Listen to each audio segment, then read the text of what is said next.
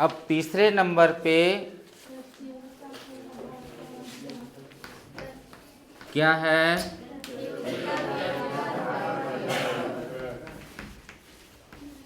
प्रतियोगिता के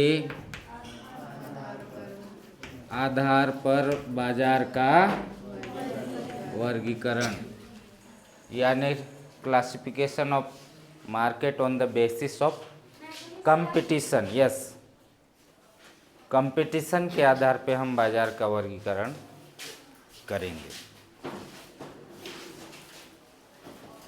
इससे पहले जो दो वर्गीकरण आपने पढ़ा, क्षेत्र के आधार पे वर्गीकरण और समय के आधार पे वर्गीकरण, उन दोनों से ज़्यादा इम्पोर्टेंट है ये प्रतियोगिता के आधार पे वर्गीकरण। इसके आने के चांसेस ज़्यादा है परीक्षा में, ध्यान से समझना इसको, ठीक है। तो प्रतियोगिता के आधार पे वर्गीकरण में पहला है, क्या है? पूर्ण प्रतियोगिता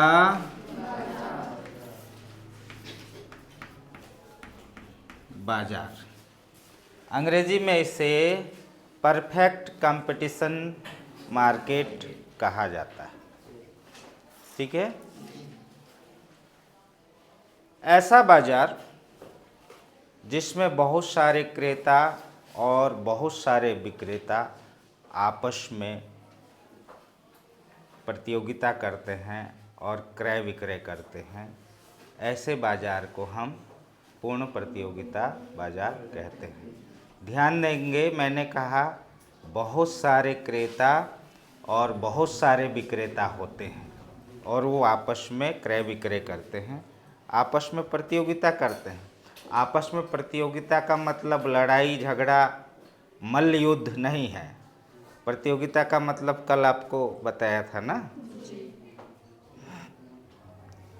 इसमें एक और ख़ास बात आपको बता दूं कि क्रेता और विक्रेता दोनों को बाजार की स्थिति का पूरा ज्ञान रहता है, वस्तुओं की कीमतों का पूरा ज्ञान रहता है, यानी दोनों पक्ष जानकार रहते हैं, मतलब क्रेता भी और विक्रेता भी। वस्तुएं समरूप होती हैं, यानी वस्तुओं में विभेद नहीं होता।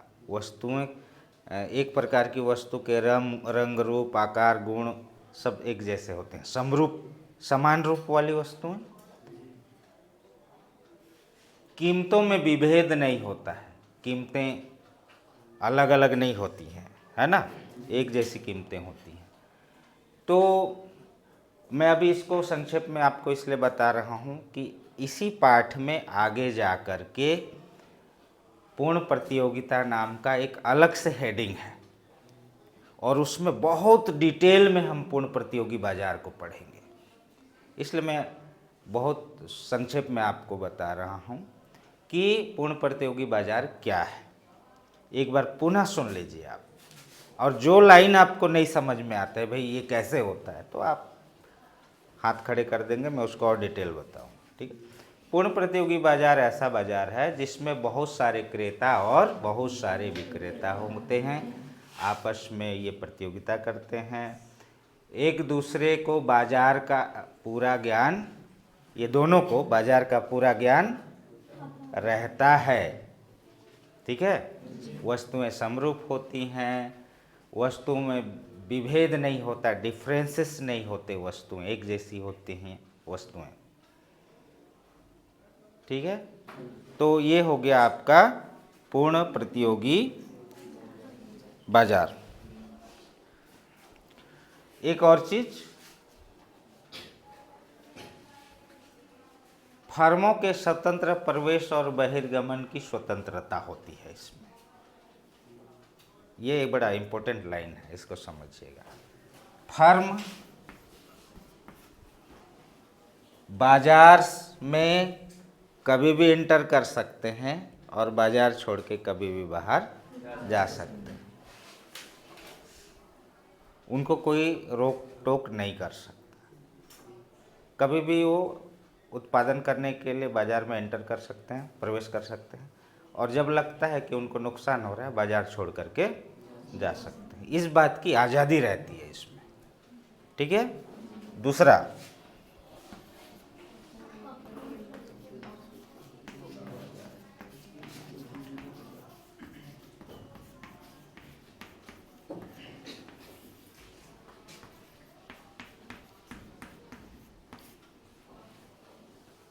इम्परफेक्ट कंपटीशन मार्केट, अपूर्ण प्रतियोगिता बाजार। इसके आधार पर जब आप इसको समझेंगे तो बड़ा आसान होगा आपके लिए। इसमें आपने क्या पढ़ा था कि पूर्ण प्रतियोगिता बाजार में बहुत सारे क्रेता और बहुत सारे विक्रेता होते हैं। ठीक इसका उल्टा इसमें आपको बोलना है कि अपूर्ण प्रतियोगी बाजार में क्रेता और विक्रेताओं की संख्या कम होती है, ठीक है। और इसमें आपने क्या देखा था? यस भूपेश, कल से इसका बड़ा काम पड़ रहा है। कहाँ थे हम?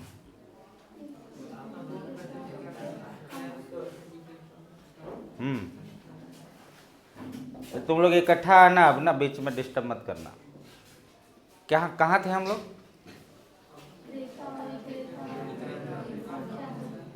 संख्या इसमें तो अधिक होती है, इसमें कम होती है, क्रेता विक्रेताओं की संख्या। बाजार का ज्ञान इसमें पूर्ण प्रतियोगिता में क्रेताओं को और विक्रेताओं दोनों को बाजार का पूरा ज्ञान रहता है, लेकिन अपूर्ण प्रतियोगी बाजार में क्रेता और विक्रेताओं को बाजार का पूरा ज्ञान नहीं रहता। ये बाजार का ज्ञान रहता है मतलब समझे आप लोग बात को, या बाजार का ज्ञान नहीं रहता है? तो मैंने बोला नहीं समझोगे तो पूछना, तो क्यों भोकुआ जैसे बैठे हो चुपचाप, क्यों नहीं पूछते हो? बाजार का ज्ञान का मतलब, जैसे पूर्ण प्रतियोगी बाजार में मैंने क्या कहा, क्रेता विक्रेताओं को दोनों पक्षों को बाजार का ज्ञान रहता है। इसका मतलब ये है कि यहाँ उस वस्तु की कीमत क्या है, दिल्ली में, बम्बई में, कोलकाता में, चेन्नई में वस्तु की क्या कीमत है आपको मालूम है। अगर कोई बाकी जगह किसी वस्तु की कीमत 10 रुपये है और यहाँ मैं उसको बोलूँगा 12 रुपये, तो आप क्या बोलोगे? अरे वहाँ तो 10 रुपये है, तुम 12 में क्यों बेच रहे हो? आप 12 रुपये नहीं दोगे, आप कितना दोगे? 10। ये हो गया बाजार का पूरा ज्ञान। ये पूर्ण ज्ञान रहता है इसमें। लेकिन अपूर्ण प्रतियोगी बाजार में क्रेता को भी बाजार का ज्ञान नहीं रहता है पूरा, और विक्रेता को भी बाजार का पूरा ज्ञान नहीं रहता। मान लीजिए आप किसी दुकानदार को बोलते हो कि भाई इसका दाम कितना है, तो बोलता है 100 रुपये। अरे 100 रुपये में कैसे दे रहे हो? कल तो पत्थल गांव में मेरी सहेली ने उसको 90 रुपये में खरीदा है। अच्छा तो ठीक है 90 दे दो। वो भी थोड़ी जान रहा है पत्थल गांव में 90 में बिका होगा करके, तो उसको भी बाजार का ज्ञान नहीं है पूरा और आपको भी बाजार का ज्ञान नहीं है पूरा। तो उस बाजार को हम क्या बोलेंगे? अपूर्ण प्रतियोगी बाजार। अपूर्ण प्रतियोगिता बाजार में क्रेता को भी बाजार का ज्ञान नहीं होता है पूरा, और विक्रेता को भी पूरा ज्ञान नहीं होता है। और पहली बात इसमें मैंने क्या बताया? संख्या। इनकी संख्या, किनकी संख्या? क्रेता और विक्रेताओं की संख्या अपेक्षाकृत तुलनात्मक रूप से, मैंने इसकी तुलना में कम होती है यहाँ, ठीक है। मैंने इसमें पूर्ण प्रतियोगी बाजार में फर्म के बारे में बताया था। क्या बताया था? कि फर्म स्वतंत्रता पूर्वक बाजार में प्रवेश कर सकते हैं और जब चाहे तब बाजार से बाहर जा सकते हैं। वो सुविधा इसमें नहीं होती है। अपूर्ण प्रतियोगिता बाजार में कोई भी फर्म इजीली मार्केट में एंटर नहीं कर सकती। और इजली बाजार छोड़ करके बाहर नहीं जा सकती। ये इसमें है इसका मतलब, ठीक है। तो अगर आपने पहला वाला को समझ लिया है तो दूसरा आसानी से समझ सकते हैं, ठीक है।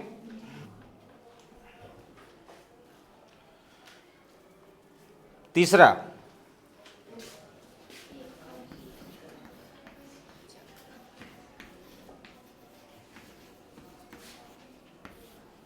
एकाधिकार, मोनोपोली बोलते हैं।